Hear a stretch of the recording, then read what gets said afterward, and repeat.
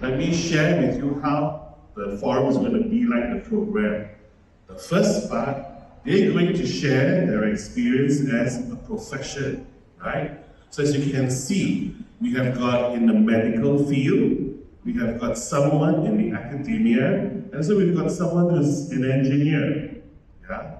So they will share respectively, what does it mean being an engineer? What does it mean being me at work every day?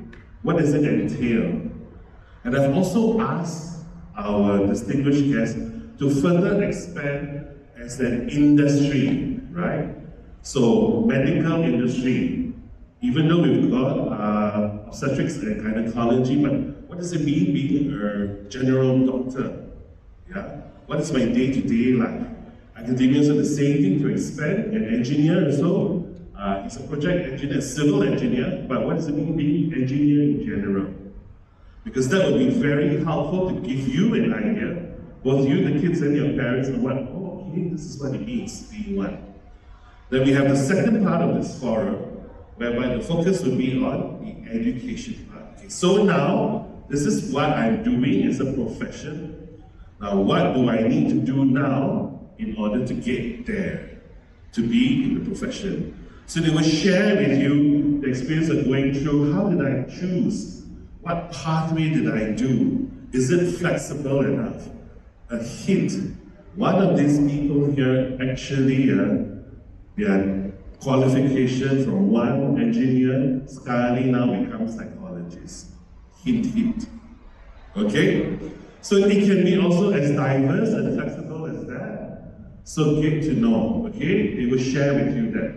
Then, of course, values, and the last part is where all of you have to come in. We have the Q&A part, and I really like to encourage you to ask questions, right? Anything under the sun, they say they have promised to answer. Yeah, anything you ask, they can answer one, no problem. Amongst the three of them, they have got the answers to everything. So they replace the guru, you need to sit at the, don't even sit at the point normally, you've got to climb the mountains, right? To go and meet this overall guru, no need to climb mountain. You're already here in the chapel, the gurus are here already. Easy for you. Okay? So for our students, don't feel shy, feel free to ask any question. Yeah? We encourage you to ask questions. So without much further ado, I'd like to invite our three panelists up on stage, and they will do their own introduction as we go on, okay? So let's have Dr. Chua.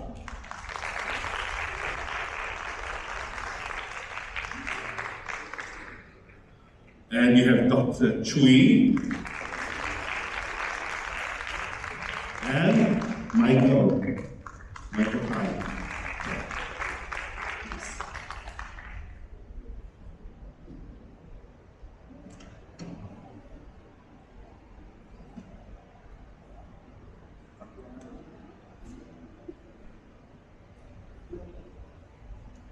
Okay, so as you can see, this is a very casual, very informal talk. So yeah, so feel free to be informal and we will not so formal or whatever. Okay, now I will have the first person to invite. Let's see if I can do this. Sorry. Yes. So Dr. Chua, please introduce yourself to our fellow audiences here. A brief introduction, then followed by sharing with us your work experience. And in your brief introduction, maybe you can also tell us something which many people don't know about you. Okay, Dr. Chua, go ahead. Thank you, Paul. Good morning, teachers, parents, and fellow students. All right, thank you for inviting us for this talk today. I'm glad to share a little bit. Okay, my name is Chua, all right? So I'm currently working in a normalized specialist center, all right? So I'm an obstetrics and gynecology. So many people ask me what is obstetrics and what is gynecology. Obstetric means taking care of women who are pregnant. Gynecology means we take care of the woman's health, all right? Okay, so obstetrics and gynecology, all right? So I have been working as a doctor for 19 years, going to 20 soon. It's been a very long journey from government. I've been in the government sector for 16 years, alright? Okay, 16 years before I moved to the private practice because they were offering some opportunities. Okay, so I graduated with Doctor of Medicine, MD from University of Putra, Malaysia, UPM in Serdang. Formerly was known as University Britannia, right? But now it's a full-fledged university for medicine, right? And subsequently, I specialized in obstetrics and gynecology. So I obtained my membership from the Royal College of OMG in UK, right? So I need to go to London to take the exam and spend some time there, right? For a bit of training before I can practice in Malaysia. So it's been a long journey, and so my work interest is in minimally invasive surgery, right? So instead of the normal big cut on the tummy, all right. So we do keyhole surgery. Means you make very small incision on the tummy, all right. So less pain, faster recovery, all right, and less hospital stay. I'm also interested in high-risk pregnancy, which is very close to my heart. When I was posted to Telok Intan and Cameron Highlands, these are very remote hospitals back then. We're talking about 18 years ago, you know, and we have a lot of complications, and you do not have, we have only one specialist, maximum 2 specialists. So we have to deal with many complicated pregnancies, and that developed my interest in obstetrics and gynecology. And when I was in Cameron Highlands, you know, we have a lot of orang aslis, right? Orang asli, they come from the kampung village. Sometimes they will travel 2 to 3 hours to come to the hospital. And when they come to the hospital, then they are in a very terrible state, all right? So a lot of complications, and that's where we are tested to the limits. You know? And if we were to send them to the nearest general hospital, which is Ipoh, our ambulance driver needs to drive like an F1 driver, all right? And that's actually very dangerous. We're coming out from Cameron. Okay, so that's my journey as a doctor. And right now, I'm privileged to practice in Global Life Specialist Center. And yeah, so that's about my field of work.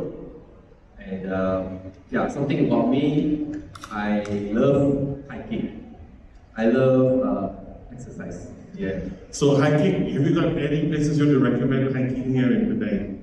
Where would you go to? Yeah, I was chatting with Dr. Chooi. You know, I love Penang. One of the reasons because they have the hills. I like to hike up the Penang hills. They have the beaches. Penang is a wonderful place. It's a beautiful place. I'm from Ipoh, actually.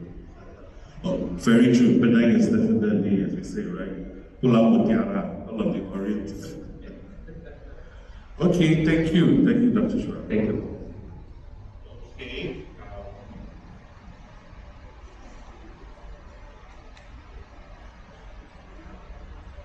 Miss Winnie, can we go back to the original slide, please? Thank you.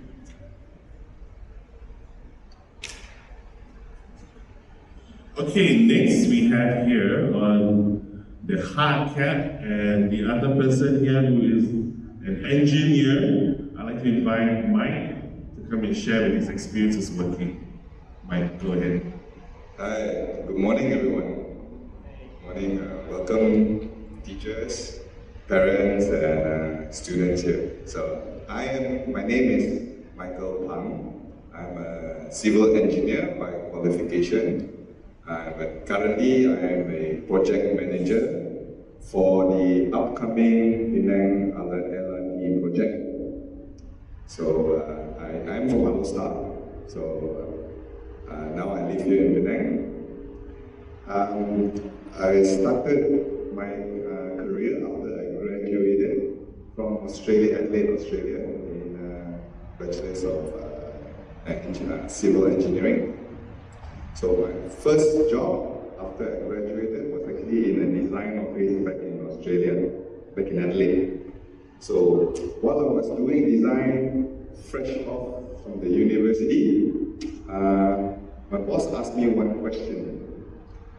Your design is okay, it works theoretically, but how are you going to build it? So being a fresh engineer, I couldn't answer that. So I thought to myself, yeah, maybe I would like to get some practical experience as an engineer. So I decided to come back to Malaysia. I graduated in year 2000. So I came back to Malaysia year 2001. I worked as a site engineer for the KTMB double track project from Rawang to Ipoh. So if you have taken the train from say Penang to KL, you have passed by some of the bridges that I was involved in. After 2 years doing that, I was transferred to the Middle East, a country called Qatar, where I was privileged enough to be involved in building a university, brand new university campus in the middle of a desert. Yeah, so I was like, okay, it was a good opportunity. So I told my boss, yeah, okay, send me tomorrow.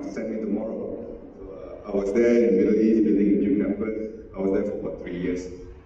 Then after finishing the project, I came back to Penang to be involved in the widening of the first Penang Bridge. So 20 years ago, Penang Bridge was only 2 lanes. Now you can enjoy 3 lanes. So the additional lane I was involved in. After that, I moved to KL. I got involved in multiple metro projects, like the LRT extension and the MRT extension. And the new MRT in KL. Now I'm back here doing the LRT project in Penang. So, okay, now you can hear from what Mike was sharing, right? Normally we hear engineers do what? Just sit in office doing, correct or not? But from his sharing, go from KL, go to here, go to Doha, right? In Doha, in Qatar, and then come back here, somewhat to Penang. So, what was the experience like? I mean, was it difficult to work in different locations and doing different things at all times? It wasn't really difficult for me because I like the changes. The main thing is I like to adapt to different environments, dealing with different people, different cultures. So that's the bonus part of my profession. So I get to move around, deal with different environments, like the Penang Bridge, get to work in the middle of the sea. If I'm not in this profession, I may not get that opportunity. I worked in the middle of a desert. The temperature was 50, 60 degrees Celsius, dry. So then I understand how people can be can be adaptive, can be flexible in whatever we do. So you see, I'm sure, right, this is where you're able to apply your different learning capabilities, especially when you learn in school. You're taking 8 subjects, 9 subjects, right? That seems like a lot of different subjects to do. But when you go out to work also, if you have that same attitude, it's fun, right? To have different things, to do different things all the time. Yes, it is. Okay, thank you so much. Oh, one thing, Mike, which you want to share with us, something which nobody knows, or not many people know what you do, what you like. Okay, unlike my fellow speaker here, I have a fear of blood. I can't see her.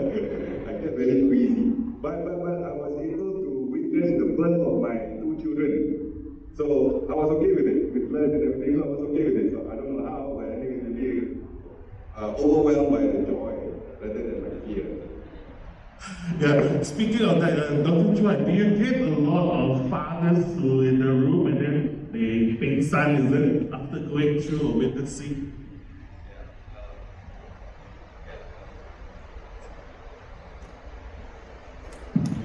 Yeah.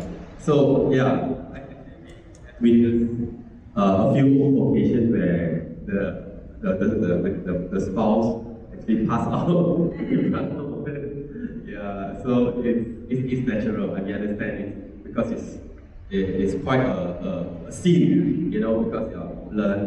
Yeah, it's wet everywhere, you know, and it sometimes can be very chaotic, you know. Yeah. So it's not a usual scene. So be prepared. When you come to labor room, be prepared. Yeah. Even I have to confess, even when I was training to, I also had a fear of labor room. My first interest is not obstetrics.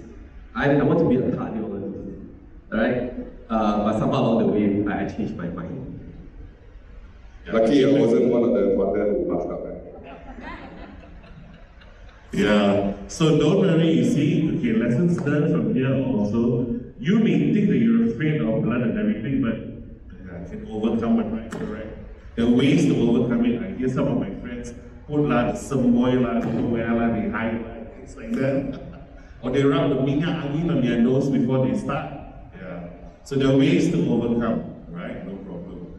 Okay, thank you so much, Mike, for the sharing. And now we go on with Dr. Chooi, yes, please. Thank you. Thank you, Mr. Phang. Can you hear me okay? Okay. Hello, everyone. My students call me Dr. Chooi. My colleagues call me Wing Ting. And I am currently working at USM, University Science Malaysia, as a lecturer, not a professor yet, but hopefully soon. I'm from Ipoh. I moved to Penang because of this job.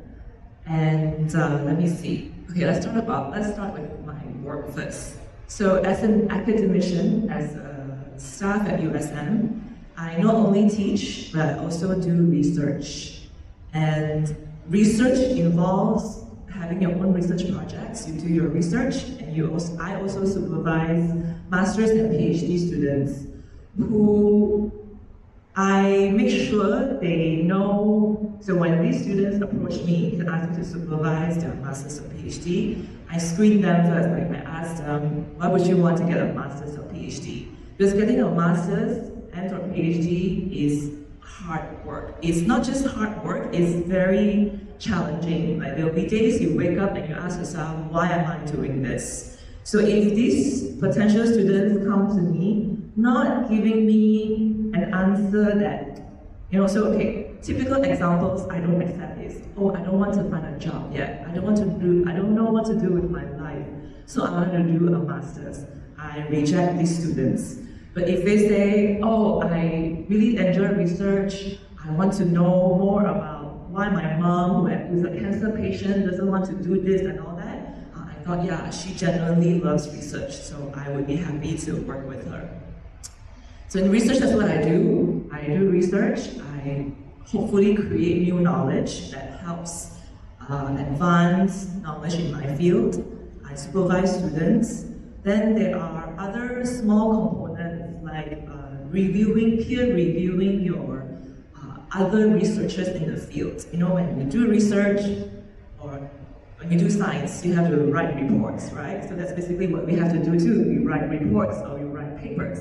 So these papers, we invite other researchers to review, to make sure my theory is logical, my methodology is right, my results are not fake, they make sense. So we do that. So this is something we serve each other. So there's that component, and there's also the community service / consultancy. So psychology is still quite a young field in Malaysia, and I find that a lot of Malaysians have misunderstandings about psychology.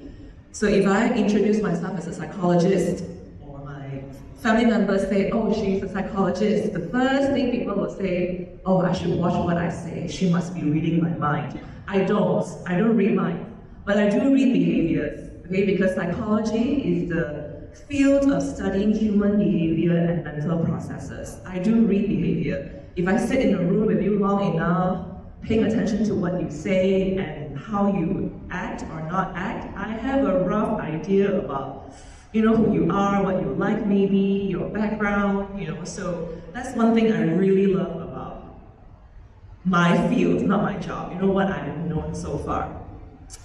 So recently I've begun to chart path to work with companies, you know, so now companies have a lot of initiatives for well-being, especially multinational companies. You know, they see their staff burn out, you know, stressed, and a lot of people don't realize the economic burden of mental health, like depression, anxiety, and because our country still has high levels of stigma about mental health, so people who are struggling with mental health don't want to talk about, and definitely will not want their employers to know I'm struggling with depression or, you know, anxiety issues. So this is something I want to work on starting this year, you know, going to companies, increasing awareness about mental health. Everyone at some point in their lives, you know, would struggle with mental health.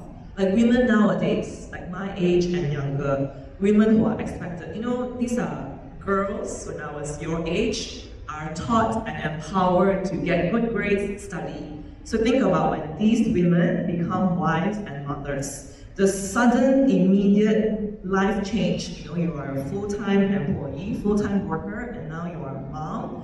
You know, that struggle, a lot of women go through, but you know, because it's still quite stigmatized, you know, moms and mother-in-laws will be like, I went through the same thing, you know, you can just do it, but you know, so these issues are becoming more and more serious, and so one of the things I love doing is talking to the public about psychology, mental health, and how we shouldn't shy away about talking about this issue. One thing, so I just came back from a school retreat. My department organized a retreat, you know, to do some, in Bahasa it's called Pemantapan Hala Tuju, you know, something like, where are we going these next 3 years? And at night we have a karaoke session. So those who know, like my friends, people who go to church with me, I lead worship. So I didn't know this was surprising. There was the karaoke, I went up to sing, and everyone said, I didn't know you could sing. So that was news to my colleagues, I guess. They, yeah, apparently there's a singer in our department, so that's one thing, yeah. Very good, Dr. Tree. So after this, Nepak should give us a performance. Let's give us a performance, yes. Okay, also, after hearing what Dr. Chua was saying about observation, I'm going to moderate this from backstage. Yeah, just joking. Yeah. But okay, I just want to highlight certain things I picked up what Dr. Chooi was saying was, okay, two things. Firstly is, it's important to know why you want to do things, right? Now, our students here, a lot when I speak to you all, what do you want to do after your O-levels, huh? Very common. Have you thought about it? Do you know what you want to do? The shoulder, wow, very good action with the shoulder. It's okay, yeah, you're still young. But if you haven't thought about it, I think it's not too early to start. Right, doctor? Right? I think it's good to start thinking what you want to do. Right? Especially after you finish your IGCSE lower levels here. Because that's what the market, when you go out, when you leave school, that's what the market is expecting you. They want you to be able to know.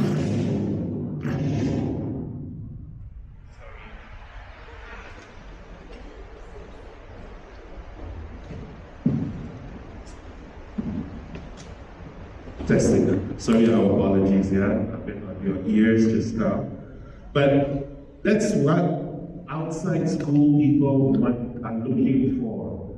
You need to know what you want to do. You need to have a direction where you want to go, right? So, where is the best place for you to start thinking and to nurture this? Is here in school.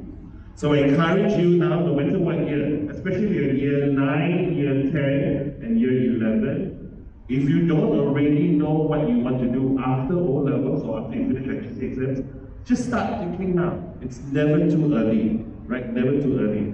Find out what I like to do, and this is a good opportunity, especially after this. We've got the exhibitors there. At least the next step, what you want to study. What would you like to study? Right? What interests you? What's your passion? So have that already.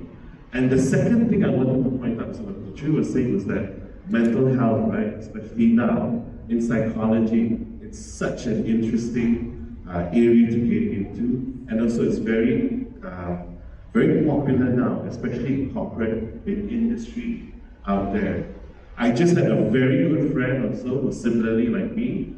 She retired and she went to do her master's in mental health in the UK, and she had just come back last month. And she's so excited to start because there's a lot of opportunities actually. You know, people who are looking for that degree, for that background in mental health. So this is something so you can consider. Yeah? Thank you so much, Dr. Chooi, for the sharing. Now, circling back to Dr. Chua, earlier on you were saying that you were actually interested in cardiology. So what made you then change and finally take up obstetrics and gynecology? We go along the line where Mr. Paul touched on, you know, if you're not sure what you want to do, give some time to explore. All right, what you study in school may not be, it's not always necessarily translate into what you do in the future. For this, I take myself as an example. When I was in medical school, I was in love with the heart, cardiology. I spent most of the time studying the heart and neglecting most of the other subjects. To be frank with you, but in reality, when you start working, you do not just see heart patient. And the heart patient usually they comes with diabetes, hypertension, high cholesterol, kidney problems, and so forth.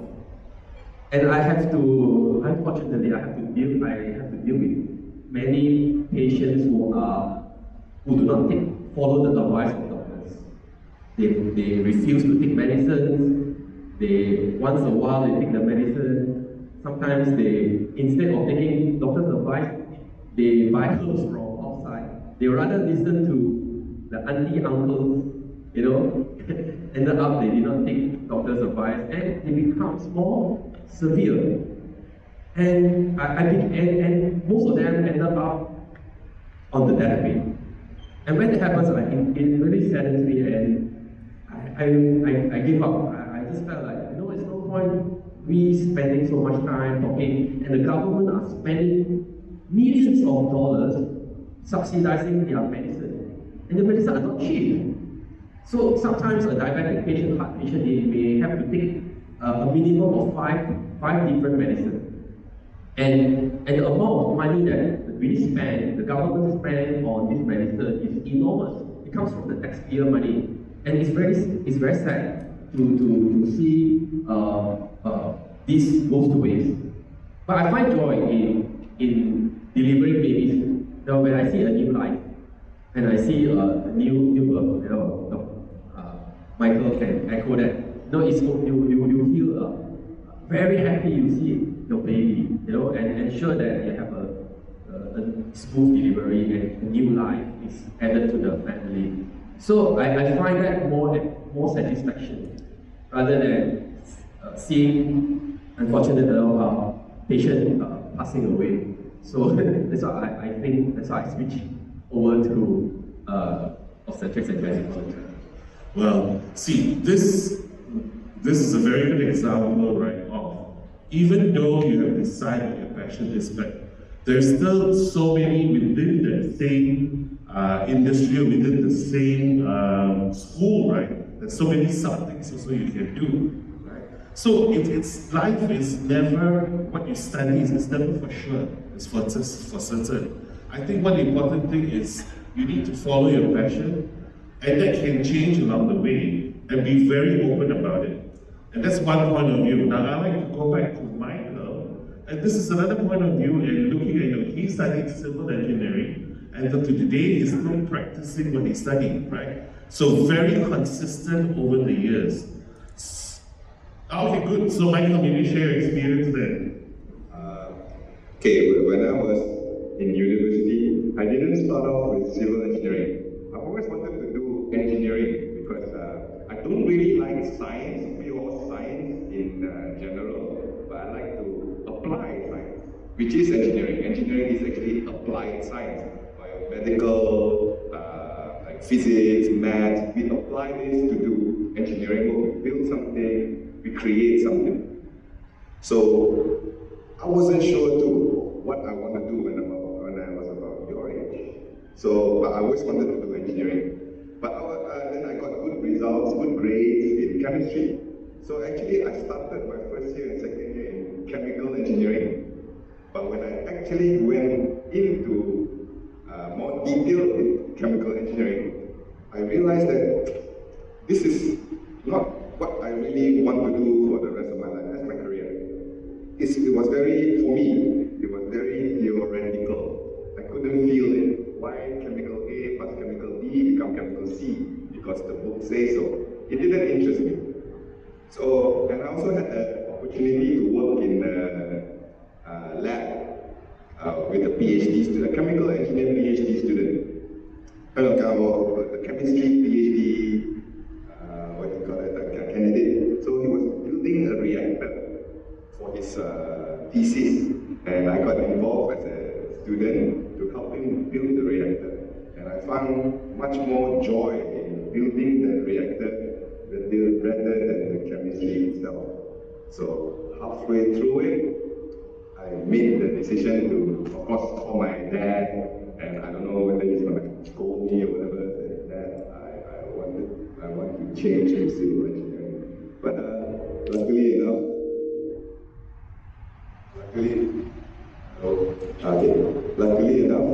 that was supportive. So I switched to civil, and to me, that was the best decision for me at the time. So it's okay to change.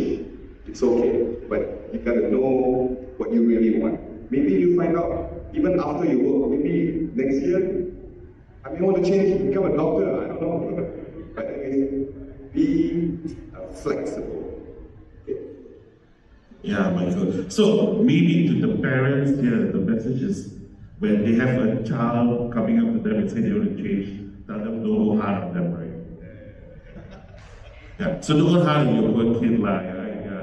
Because there's a lot of opportunity to be flexible, as you can see. I think it's a matter of balancing between what you want to do, and at the same time also being flexible enough to try other things, to try new things. Be open. Don't be so hard and say, okay, I want to do engineering, I don't think about that, I don't think about that, that's it. Right? Yeah. Be flexible, because I think today opportunities are so much more compared to what, 15, 20 years ago. So you students are very, very lucky. You're in the world now where there's ample opportunities. There's no boundaries. My time, our time, to a certain degree, there were global boundaries, but now nothing. You could be doing work in Scandinavia or wherever, right here in Malaysia. So you're very lucky. And okay, earlier on, remember, I also hinted at someone who was in the sciences, and then Scully went to the other side to do something different. So Dr. Chooi, share with us your journey and what made that huge change. Sure. I talk about this every year in my Introduction to Psychology course. So a little bit background about myself first. I went through public school, and before that, if you look at my weekly schedule, I do have, it changes by week, it changes by semester, so this is a typical week during a semester. And on weeks I don't have much teaching or admin work, I have time to read, think, and write. So recently I wrote a book, and it details some of my life story, and that involves my parents' expectations and who I am today, basically. So I went to public school, and my dad was the kind of dad who expected good grades. I remember my standard one, I was the second girl in the class, meaning I was number 2, okay? I was very happy. I didn't even know I took exams. I don't know how I even got the results, number 2. Teacher told me, you are number 2, and number 1 was my best friend at that time. So I happily went home, told my dad picked me up from school, and said, Dad, I got number 2. Do you know what my dad said? Guess? Why not? Thank you. See, so typical. Why are you not number 1? You know, that incident made me realize that nothing but number 1 would make my dad happy. So keep in mind, I was 7 years old, so I was a primary school kid. Now, at my age, I know why my dad said that. Okay, I understand and all that. But so growing up, my dad, I felt like he's only happy if I'm the number 1 kid at school. So all my years, I made sure I was the number 1. I would go home like trembling, oh no, you know, I got 95, you know, I think that's 5 points or 4 points behind my competitor, you know, it's really not a fun childhood, okay? So because of that, I was very driven to get A's. I was driven to get A's not for myself, you know, but for my dad. So because I got straight A1s in my SPM, that year, our Prime Minister automatically offered JPA scholarships to all straight A1 scorers. My dad didn't even want me to apply. He said, and my mom is the protective kind, she doesn't like her kids leaving home so soon. So just stay here, do Form 6, and then you can go elsewhere, you know? So I didn't apply. And when I got the scholarship also, they said, never mind, you know, just stay 2 more years, you can get another scholarship.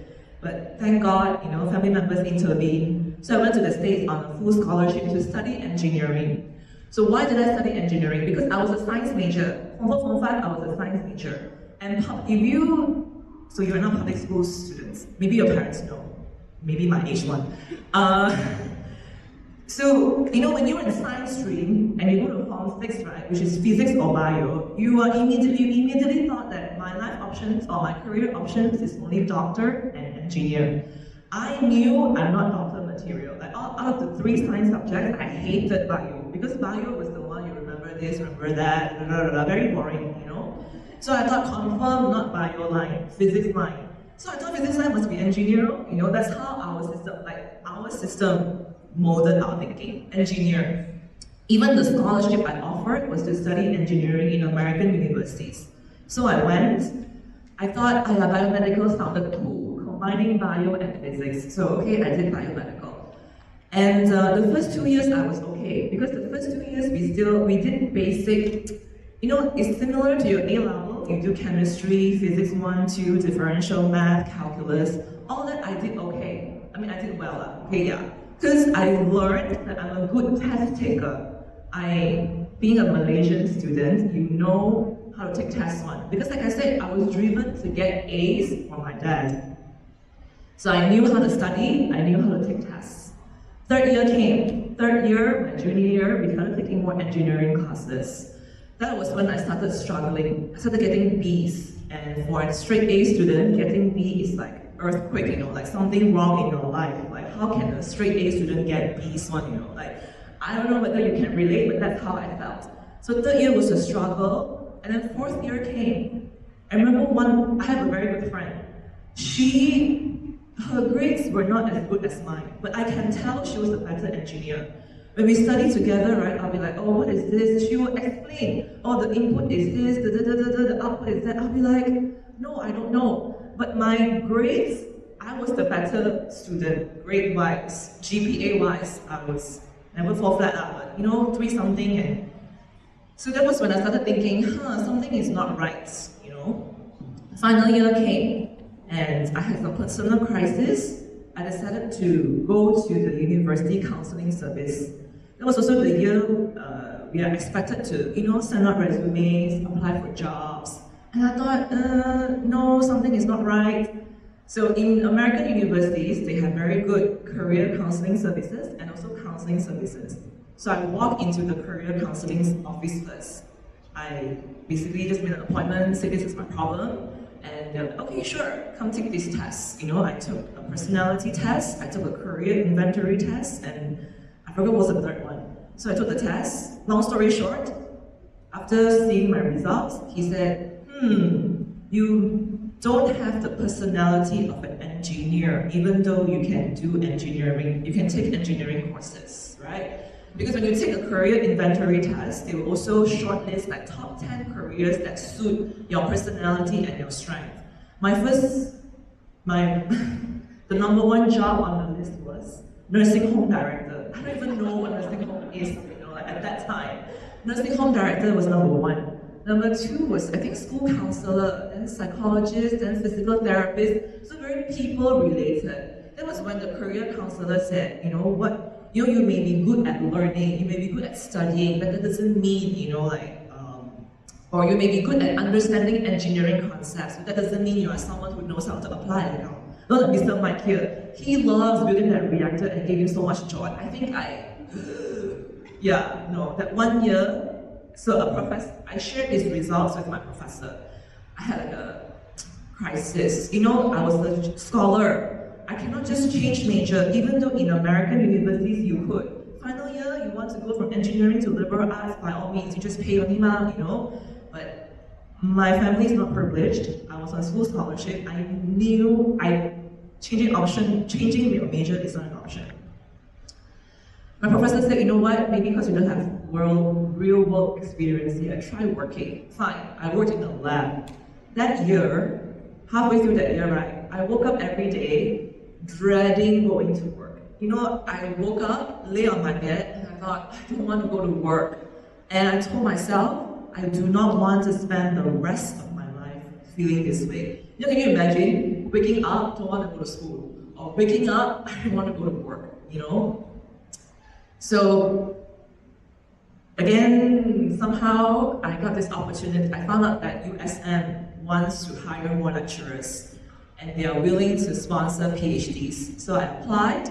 I said, you know what, I would love to apply, but I'm going to switch to psychology. And the switch was actually because based on my career inventory, psychology was one of the options. In fact, psychology was not my first option. My first option was art history and French. Because during my undergraduate study, in America, they like that you take courses from other fields. You know, so I remember I took this elective course, art history. That was the first time this Malaysian student, you know, who grew up, arts major, not very glamorous, not very pandai one, you know. You know, I grew up, and actually now, same thing, you know, science students are what's the word? Elevated, idolized. The science stream is idolized, the art stream is like, you know. So for someone like me who only took science course, took an art history course, wow, that course was just mind-opening. I had no idea, you know, back then Renaissance painters, they paint to criticize the government of the day. You know, their pictures have hidden clues that say, I thought, wow, why didn't I learn this earlier? And the Malaysian in me, you know, when I applied to do a PhD, I didn't have the courage to ask, I want to study art history and French, thinking that USM will reject my application. So I went down the list. Psychology was my third choice. And when I went through the syllabus of psychology, I thought, easy enough, you know, fun enough.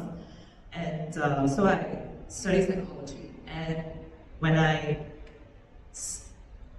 started my master's and PhD, that was the first time I truly enjoyed studying. From standard 1 to form 5 to undergrad, studying was a chore, you know. But now in my PhD, I loved to study, and I love learning. That was when I realized there's a difference between learning and studying. I studied because I want to learn, you know, why humans think this way, why kids act like this, you know, why parents react that way. So, and I began. You know, I realized that I want to achieve, excel, because that's what I want to do, not because I want to please my dad. So, so I actually talk about this in more detail in my book. And so that's how I changed my major. It was a life crisis. If I didn't, if I hadn't met that friend, I didn't start getting B's and C's, I think I would have just coasted and maybe stuck at being an engineer. You don't want to. I don't know. So. Yeah, I can imagine, right? I guess taking that first step was very difficult, right? And it's a bold step, and once you take that first step, no regrets, right? Right, yeah.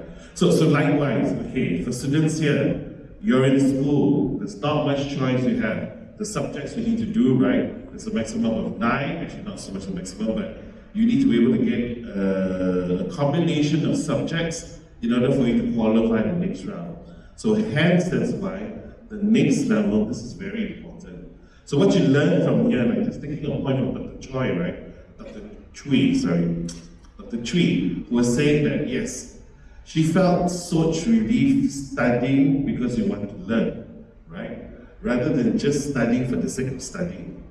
So think very carefully, start thinking about it, find what your passion is, find what you really, would that be your advice to the kids? For example, okay, these are all basically year 9, 10, and 11.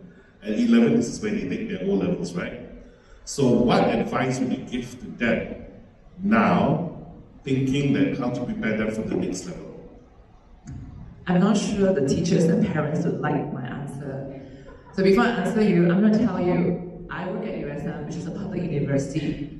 It breaks my heart, saddens me when I have students coming to me and cry, saying that they struggle with their courses. And these are students who used to do very well in school, but if you know, I'm not going to go into the details how students end up at USM. So if you go through the UPU route, studying local, unless you are 4 flat, really, really good students, or you are of a certain group, right, you usually won't get your first choice, especially if you want to study medicine at UM or USM.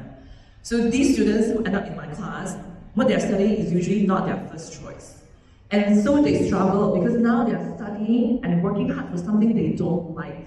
Remember how I said I woke up every morning dreading going to work? That's how a lot of my students felt. They wake up every day not wanting to go to class, or they feel so stupid. These are students who did well during their school, and now at university they are struggling because they don't like what they're studying, they don't know, it doesn't click, in their brain. And I will tell them, I understand their struggle. So all I can ask is, if your parents are not like my dad, who's after A's, just make sure you pass and graduate. And while you are at USM, find out your strengths, what you like. I tell them, employers actually don't look at transcripts anymore. At interviews, if you can impress them with your speaking skills, your communication skills, your English level, your leadership skills, convincing them that, hey, if you hire me, I can solve your problems. I can help you solve your problems. That's way better than a 4 flat resume, because a lot of employers are beginning to find out those 4 flat students, they don't have very good soft skills or social skills to do well at the company. So to answer Mr. Paul's question, 4 flat meaning 4 point rating. Yeah, sorry, 4 flat. Yeah, A has 4 points. So if you get all A's, you have a 4, they call it 4 flat, 4. You have a 4-point GPA, 4 flat, sorry. So to answer Mr. Paul's question, someone as young, you're young, in my eyes, I really want to say don't sweat it, because I made the choice of engineering because I didn't know who I am. I just did what the system told me to, or the options I saw from the system. I didn't spend time finding out what I'm good at, what I like. Minus choir. I was in the choir, I like singing, but my dad said singing and dancing can't put food on the table. So I didn't take the artistic route, to make my career. So what I want to say is, as long as you know how to study, you know how to learn, then, find out what your strengths are. You should be playing your strength, and showcasing it instead of doing what, I'm sorry to say this, what your parents expect you to do. I understand what parents want, I really do. That's why I hope, some parents don't hate me yet in my book, like it's really just parents' anxieties. I really understand. When I changed to psychology, I told my mom, I didn't tell my dad. My mom said, sure, as long as you're happy. My mom was so afraid I'll break down, go crazy, she lost her daughter, sure, whatever you want. My dad was livid. The fight that they had, from a little birdie who told me, my dad acted as if my mom pushed me to die. He's like, how is she going to find a job? She's a psychology, no psychologists here yet in Malaysia, Until one day, the newspaper article, there was an article in the newspaper that says MOH or the ministry is investing more in psychology because psychology is Only then my dad changed his, So it's not that he hated psychology, he was just very afraid I couldn't find a job. So that's, I hope, parents they decide and the kids they decide. We are living in a world where AI is going to take over soon. I'm traumatizing it. Already is. Right, yeah. So maybe the engineer can help. But I work in the human development, human talent development field. I fear for my students. If I continue teaching them how I've been teaching or how the system has been teaching, you guys will have a disadvantage. Because you'll be competing with AI. AI will do some of the job way better than you do. So how are you going to stand out? By being human, by doing something that AI can never replicate. So what it is, speaking, leadership skills, conveying feelings, expressing, healing, healing, physical body, healing, emotional wounds, things that people don't see. AI doesn't know how to do that yet. So that's where I think the future is going. So to answer your question, do what you like, okay? Thank you. Really? Well said. Also, I'd like to add to echo what Dr. Chooi is saying. Don't be just driven by how much money I'm going to make with this course. As an Asian mentality, this one, like what Dr. Chooi said, this one can't put food on the table and all that. What about food to our soul? We gotta like what we do. We gotta love what we do. Despite what other people say, if you like arts, go for it. But be the best artist that you can be. Okay, so that's something that I like to add on. No problem. Thank you firstly for sharing your perspectives. And I'm sure for the students here, this is something very interesting because you get a totally different perspective, right? It's sometimes if you experience like, do this, but I think the underlying key message is do something you love, what you have passion in. That is the best. And as long as you have passion and that is something you love, you would naturally exceed in that, right? Naturally, you would do well because naturally you would want to work hard. Naturally, you'll be very curious, and then that hunger to learn will be naturally there. So you don't have then to force yourself to want to study everything else. Everything just comes naturally. And I said, you are in an age where you're very, very lucky. There's lots and lots of opportunities. You just go downstairs and you will find out, right? So many opportunities. Okay, now, what I think also is important for this kids, let's say, for example, from the switch from studying to work, right? After you graduate from the university, what is something do you really advise for them to look out for? I know this is way ahead, but maybe it's for the parents here, right, who like to plan. What would be important things, for example, employers are looking out for? What is it? So maybe start up with you, Michael. What do employees look out for once as a fresh graduate? Attitude. Whether you're willing to learn. Again, I echo again what Dr. Chooi said. I interviewed a lot of young engineers. I don't look at the CV actually.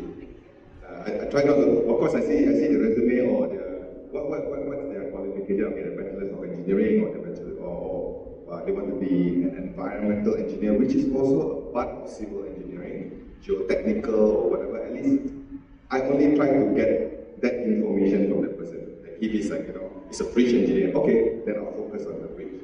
But most of the time, I'll push that qualification aside. I look at the personality, how he or she carries herself, how she answers questions, the communication skills, the soft skills. That are the things that I look for, which is the most, in my opinion, the most important thing in any field that you do. Because 99% of our time we're dealing with people. Unless you're, a solo, you're a researcher that do on your own theory. But most of the time we deal with people. So these soft skills is really, really, really useful in all of it. So this is what I look for when I interview people. Thank you. Dr. Chua, what are your views on this? Okay, all right. Previously, I had a question from a parent who asked me whether we should send our children to prestigious university, medical university, or internationally recognized. Okay, I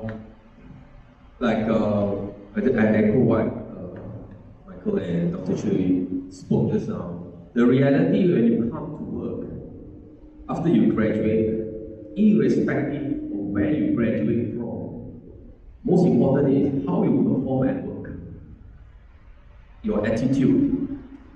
You must be responsible at your work. Employers is not going to look at whether you are from local university, overseas. Even if you come back from Harvard or even Oxford, you may be a top scholar. It doesn't mean anything, because when you start work, you are starting from zero. Zero skills, zero training. What you have learned is just knowledge. You may be a very studious person, but it does not translate into work. Previously, I've spoken about my love for cardiology, the heart. But in actual work, we are professional blue-collar workers. If you know what I mean. We are hands-on. We have to draw blood. We need to do some surgery. These are all hands-on. You don't learn it in textbook. How do you show empathy? How do you care for the patient? How do you calm down a baby or a child who is crying? How do you speak to a patient? Because in real life, the baby is crying or the mother will be distressed. And then it also affects you who are trying to calm down and do your work. You also become stressed. And especially if you are working 36 hours, all right? We work very long hours, doctors, sometimes 32 hours, 32 straight hours straight. So how you perform. So it's not about your degree, all right? So what I want to, the message is number one, doesn't matter where you graduate. That is irrespective, okay? The only advantage is if you have an internationally recognized cert, then you may be able to practice elsewhere other than Malaysia, right? Number two, most important is how you perform when you start working. And internship in medicine is very important. Compulsory 4 years before you can start to practice medicine in Malaysia. You have to go through this. If you don't get through your internship, you are not full-fledged, you are not recognized, you cannot practice in Malaysia. We have terminated, we have expelled interns who perform badly, and we have a lot of cases as such. Because of irresponsible, not turning up for work, they fight with their superiors, they cheat in their work, right? And all sorts of things. They are called out for discipline problems. So most important is attitude, being responsible, being honest, and work very, very, very, very, very hard. Very, very, very, very hard. I emphasize that medicine is hard work and long hours. Right. Good, okay. So what I hear is from the sharing, number one, attitude, character, willing to work hard, discipline. Now, doesn't all this sound familiar here for our students here in school? So Dr. Chooi, don't you think, what's your view? This can be start at the school level here? Oh yes, character building starts from, children. What the Bible, this is verse in Proverbs, and this is also a thing on your wall, train a child, right, in its ways, yeah. And so your foundation is very important. If you don't know if you don't learn the structure of discipline, or what it means to be disciplined, it's more difficult to pick up when you're an adult. You can, it's not that your personality doesn't change when you're older, it's just more difficult. Because when you start young, it's ingrained in yourself, who you are, your beliefs. So start young. If you don't know what you want to do yet, at least focus on building these values. Having a good attitude, learning how to speak to superiors or teachers. That's the reason why, schools, even in our culture, I think one very beautiful thing about our culture is honoring. Even the Westerners, the Masale, also finds this very charming about our culture, that we know how to honor and respect our elders. Even the Masales would like working with someone like us, like me, like my postdoc mentor at Yale, he's Polish. He has worked with Americans, but he's drawn to Malaysia. He loves coming back to Malaysia. He never told me this in person, but I hear from people around him that he enjoys working with me. He's this cranky old guy, but I guess I don't know, maybe because I grew up here, I know how to work with cranky uncles, So this kind of attitude, knowing how to respect your elders, your superiors, talking to them in a way that still expresses what you want or what you convey, but not in a way that people will find it rude.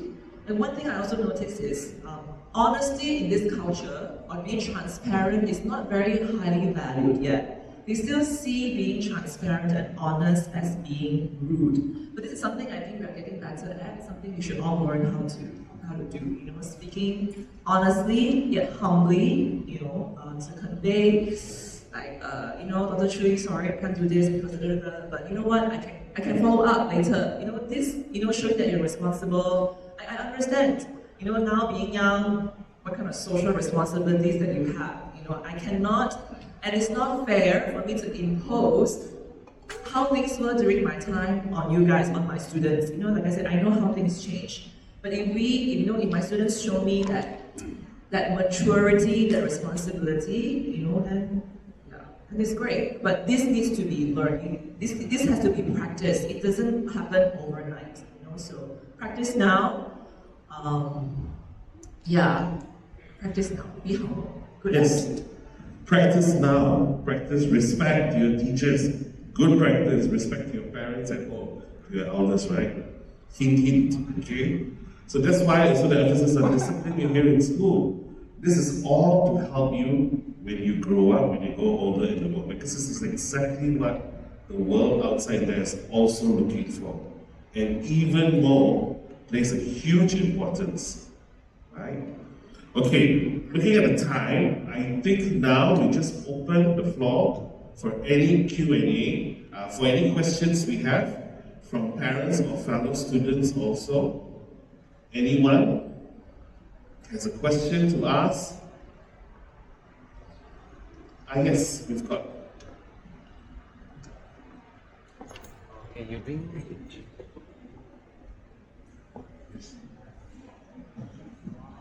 Hi, this is to Dr. Chua.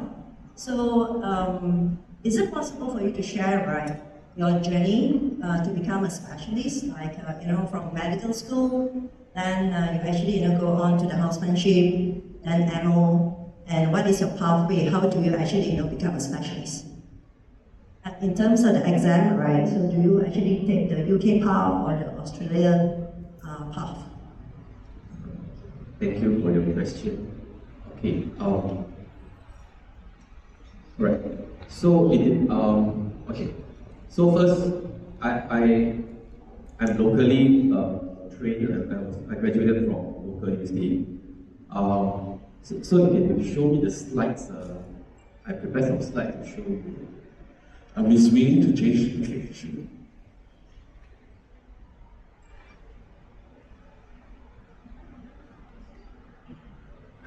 Okay, alright. So, first of all, this is what you need to study, alright, to get into medical school. Either through the A levels, STPM, alright. For you to practice in Malaysia, you need to have SPM Bahasa, alright. I will show you where to find this out. You can find out from this website. This website, mmc.gov. Okay? Yeah, here. Minimum qualification into a medical program. And all this, okay? Alright? And these are the list of universities that you can go to, recognized in Malaysia. Alright? Okay? It's all in this website called Malaysian Medical Council. Okay? Alright? And you need to do all these subjects. Okay? Alright? You need maths or physics. Okay? Biology and chemistry is a must.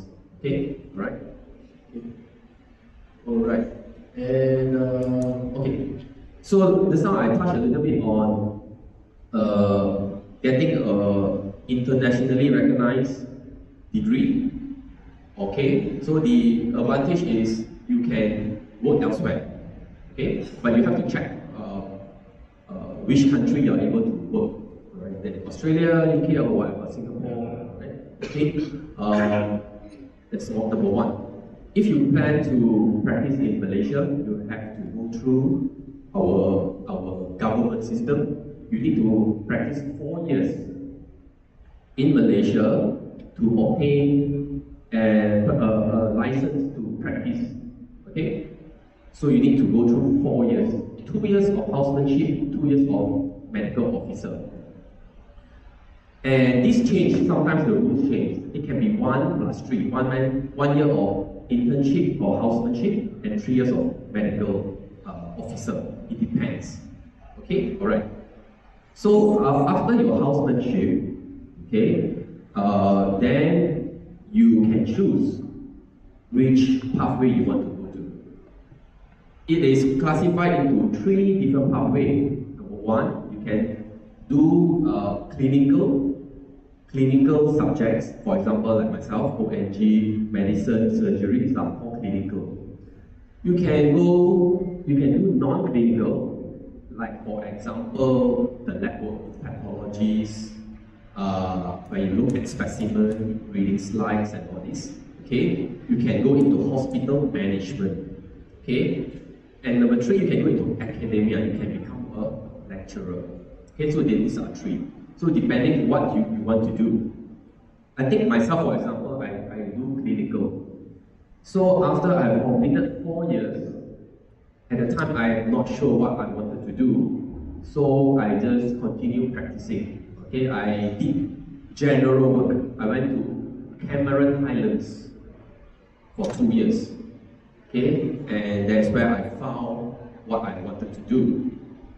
Okay, so you can do that. You can take some time to think about it.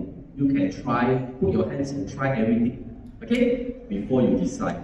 Once you have decided, there are 2 pathways to become a specialist in Malaysia. Number 1, you can apply to local universities. Alright? Or number 2, you can do the UK pathway. There are some specialties where you can do in Australia. They are Australian paper. Okay? Alright? So you have to check each individual requirement. Okay? You can go to the website, also this website, the Medical Council of Malaysia, and check, for example, if you want to do anesthesiology, which pathway, which are the recognized ones. Okay? I would say generally 80% will do the local pathway. Because number 1 is relatively easy to get recognized. It's a very direct pathway because it's all done locally, and you get a scholarship from government. You do not need to spend any money. Right? If you do external paper, you need to pay on your own. Okay, like myself, I pay for the exam. Okay, you are trained on your own. You take the exam on your own, and you have to pay for the exam and the training on yourself. Well, okay? And but latest news I heard, even right now, even if you take external paper like myself, you have to go through the government pathway as well. How does it work? You have to notify the government and you are bonded with the government. The reason they do that is because they want to retain the doctors in the government service. Because a lot of doctors are leaving for private practice for various reasons. Number one, because of the pay, okay, that's not commensurate. Number two, because of hierarchy, and also they want sometimes because their frustration with their superiors or whatever. Okay, they cannot advance. Okay, right. So from housemanship to medical officer is 4 years. To become a specialist, it will take maybe around another 4 to 6 years. If you want to further sub-specialize, for example, for myself example, if I want to sub-specialize more in fertility, that will take another 3 years. And after 3 years, you are bonded with the government for another 7 years. Now today, it is very expensive, to leave the government service, because you know why? Each qualification you are bonded with the government. Give you an example. A general specialist, you are bonded with the government for 7 years. If you break the bond, you have to pay back the government $500,000. If you further do subspecialty, you are bonded with the government for another 5 years, and you break the bond, you are having to pay a penalty. I'm not sure how much. Okay? So you just think about it. If you just quit like this, you may have to pay the penalty. Okay? Alright? So because they are trying to retain the doctors in the government service, in the government service. Okay? Does that answer the question? Is there anything else that you want to know? Okay. Okay, thank you so much. Wow, that's a very detailed description. And thank you also for the help of the slides, right? It's very useful for you to check in the future. Okay, anyone else has got questions you want to ask?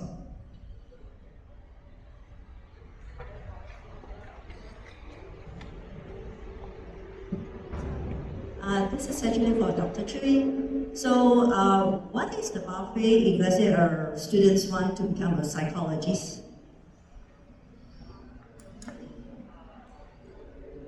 Okay, a psychologist. So, if you want to be a clinical psychologist who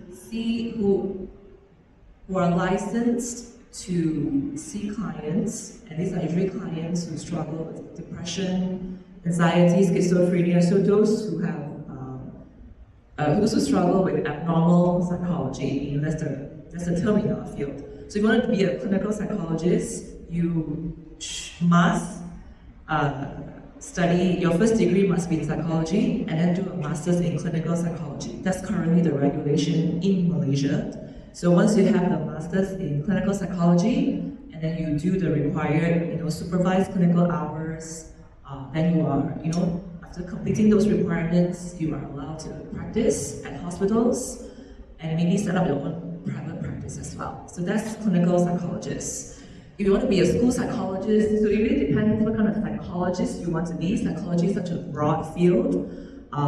So depending on so ask yourself, if anyone of you here wants to study psychology or wants to be a psychologist, ask yourself, or maybe imagine how your day-to-day, how do you want your day-to-day look like? Do you want to see clients, just going through normal life stresses, like, going through the firstborn maybe, going through tough life transitions, bereavement, so you can do counseling psychology or just get yourself certified as a counselor, and doing that also requires a master's in counseling.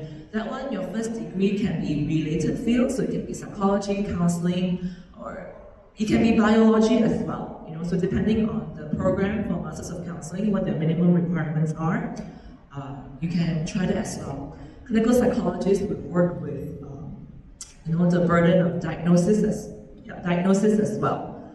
Finding out the patient's life history, what could have prompted these symptoms, and then prescribing talk therapy. Clinical psychologists, I call them talk therapy. It's just, going to regular sessions and talk about issues, what prompted it, what can I do, to deal with this.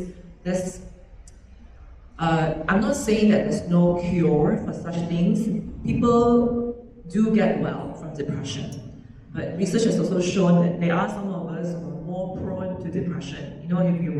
It can be genetics, it can be background. Those who grew up and still in the B14 group, their risk factors for depression are higher than maybe the general population. So it's a matter of training your clients, teaching your clients how to manage their symptoms. Whenever there's life stressors, and these life stressors can be chronic, financial stress, caring for a disabled child or a parent, so these are what I call life, life accidents or just being human, so clinical psychologists would be equipped to teach their clients how to handle these, cope with life basically.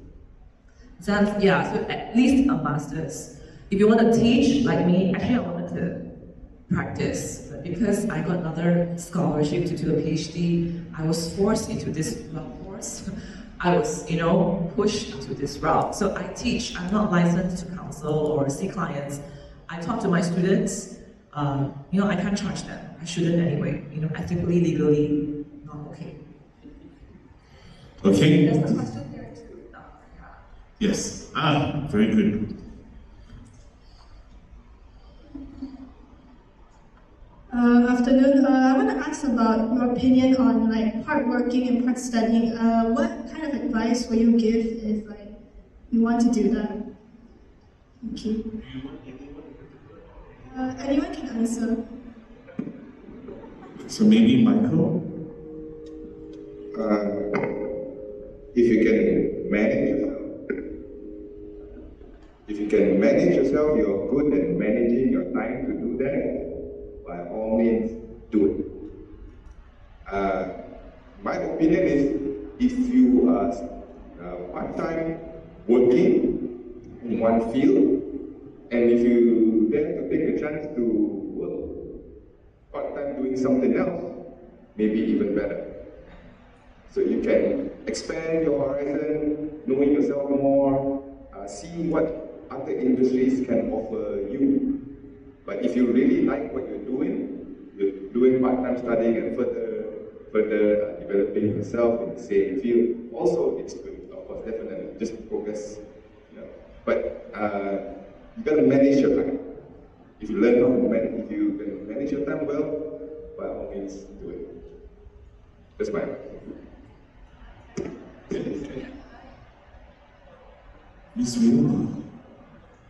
Miss Winnie, can you have the mic? Okay, yeah, my mic, thank you. So I think it depends. Okay, so I have a few answers to this. If you are an undergraduate student, I highly recommend you take a part-time job. Highly recommend it, to get the life skills and work skills you will need in your future workplace. It can be as menial as looking at a cafe. That's really where you learn, responsibility and hard work. You have to be the first one to open the door, and setting up. So get a part-time job if you're able to, and if you are doing it on campus, they will regulate your work hours. A full-time student must not work more than 20 hours a week. At least that was how it was when I was in the States. You have to check with your campus. Also, I always encourage my students, after they finish the undergraduate, to at least work 1 to 2 years. Even if I'm going to get a PhD, I want to be a lecturer just like you, doctor, I will still say, please work. Get real work-life experience, save up some money, learn financial management first. Learn how to be responsible with your paycheck, learn how the real world is. And because I have a lot of students who don't know what they want during their university life. So I said, then get a job, find out what your strengths are, find out how the real world works. Then you decide, do I want to go back to school?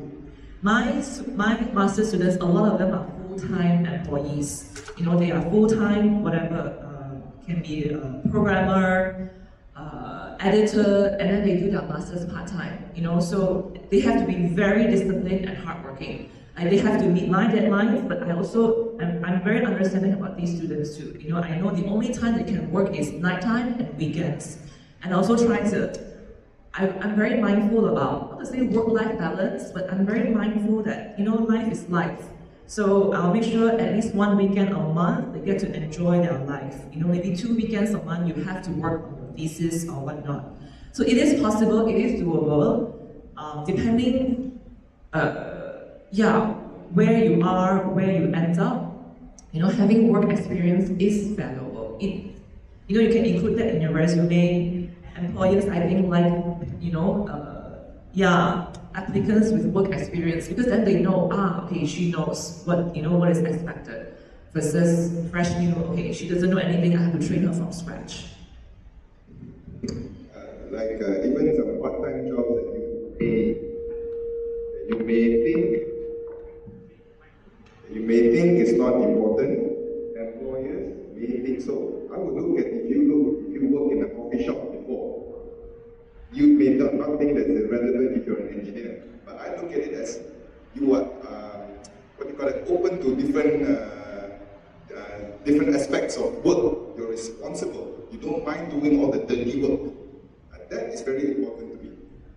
To many of us, to many employees actually. So do not think that any minute job, even to collect rubbish, is not small. It's something that shows a reflection of you. Okay? Just to add, I've also I've experienced, when I was studying my undergraduate, I worked part-time. It was amazing. I benefited because the work portion, the books cannot teach you, right? And as also what Dr. Chooi was saying, if you happen to be a full-time job and study part-time, tough, difficult, but a lot of people are doing it, so it's very doable. But the key thing is discipline. Discipline and sacrifice, two things. You must be very, very disciplined, stick to a schedule you put on, and you must be willing to sacrifice. Two things, yes. Mr. Jeremy, you want to say something?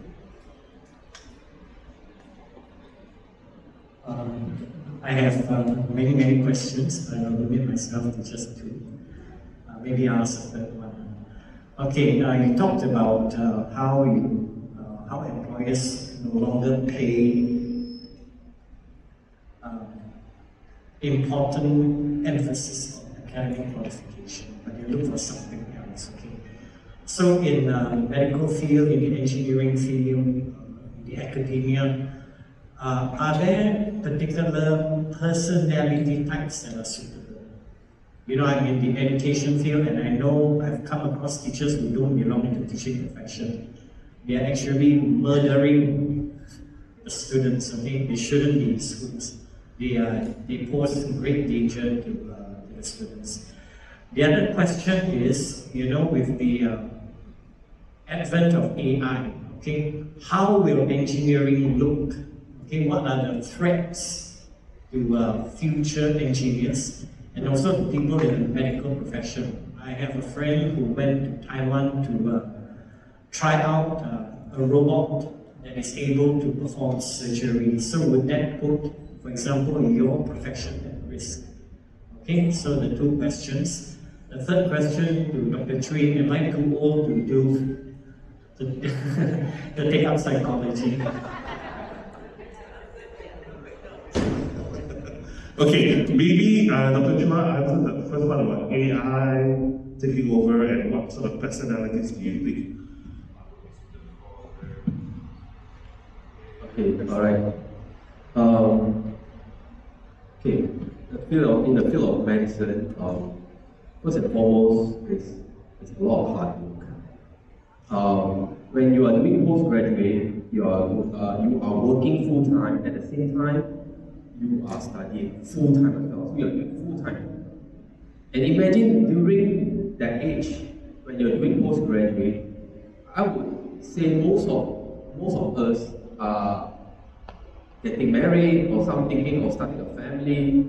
So you are juggling with 100% work, 100% study, 100% family. How are you going to do that? So this is the dilemma most of us are there. So you really need to a very clear objective. You need to speak clearly to your family. You need to have sacrifice and compromise. You need to work very, very, very hard. You need to find time. Okay? So sometimes you got to wake up in the middle of the night studying. Imagine, for example, in my field, I work 36 hours. Alright, when I was in the training, I work from today until the next day, 5 p.m. Sometimes they might still need to call me. I need to attend to matters in the hospital. Okay? Sometimes your supervisor will call you because he wants to talk to you, do some tutorials and whatever. So you have hardly had enough sleep.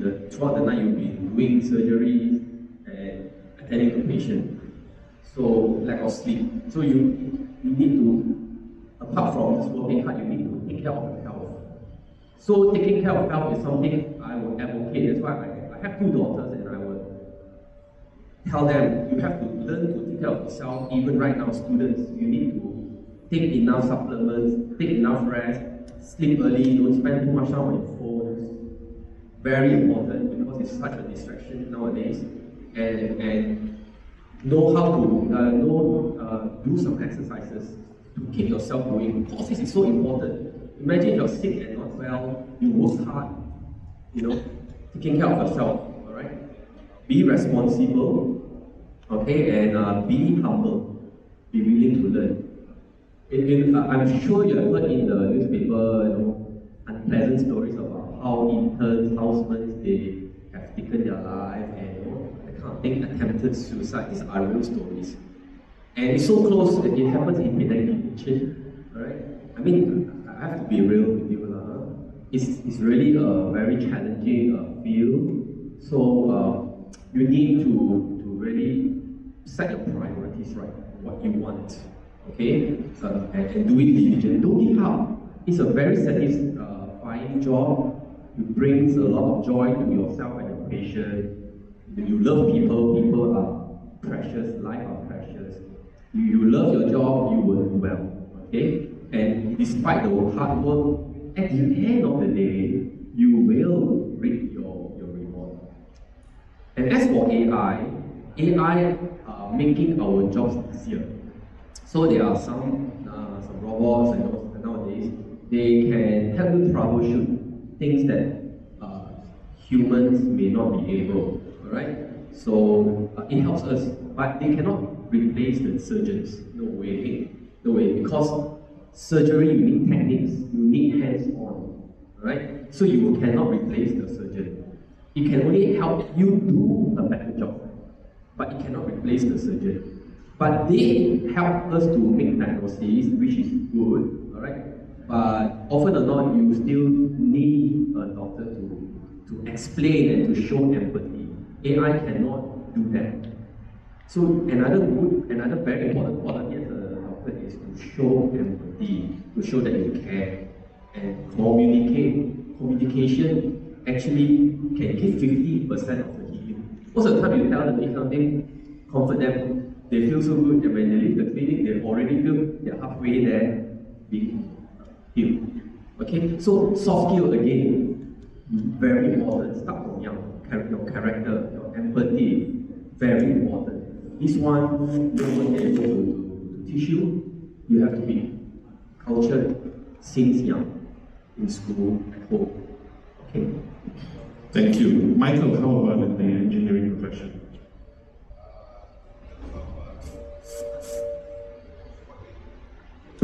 What soft skills that I would look for? Basically, how you carry yourself, and empathy, of course, hard work, your willingness to go to an extra mile. I know it's difficult during interview to find out, but it also depends how we structure our questions to get what we want. Of course, the academic qualification is important, but I look for the soft skills. How do they solve problems? How do they handle conflicts? This is the thing that I would look for in engineering. In terms of AI being a threat, I wouldn't call it a threat. I would call it an opportunity, a different opportunity. AI, like what Dr. Chua correctly said, is actually to assist us.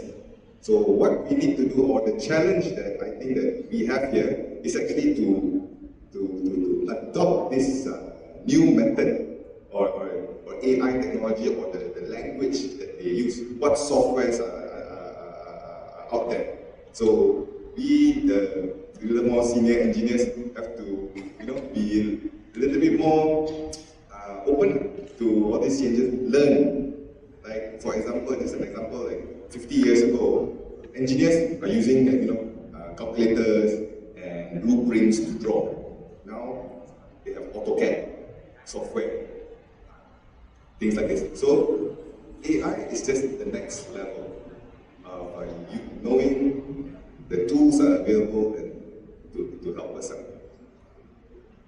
Okay, thank you, Michael. So Dr. Chooi, the last question, especially when the kid, Mr. Jeremy, go back to the books and study psychology. It's not too late, Mr. Jeremy, and goes with any one of you too. Is that I don't turn away students because of age. In fact, I like more mature students because they are more mature. Because I think they're at a stage where I know what I want and this is what I want to do. They're more serious, they're more committed. So yeah, and I have this belief that school is always there. That's why I tell my students, once you graduate, get a job first. School is always going to be there. You can always go back to school when you are ready or when you want to. So any parents out there too, if you want to go back to school, study psychology, by all means, yeah.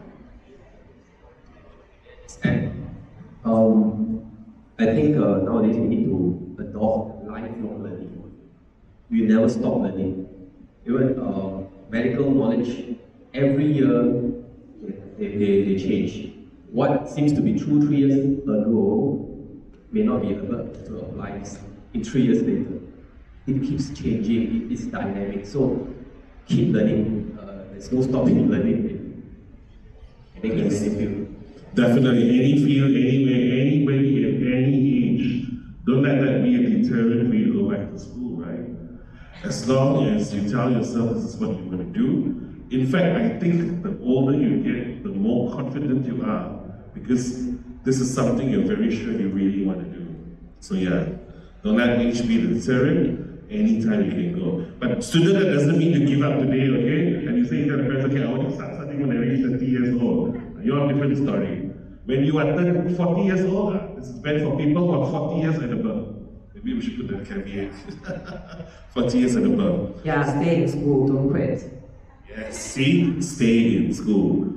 Learn to be compassionate, learn to be respectful. All this discipline are learned in school. Correct, man? Okay, good.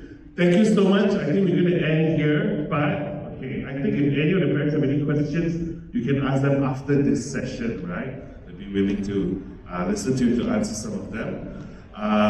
Thank you for spending your time. As you can see here, we have got the QR code. Please help us to answer this so that we can be better at the next time around when we have the same thing. How can we improve ourselves? We look forward to that. And I'd like to call upon Mr. Jeremy to on stage to just give out a bit of souvenirs for our panelists. A big hand to them for sharing with us.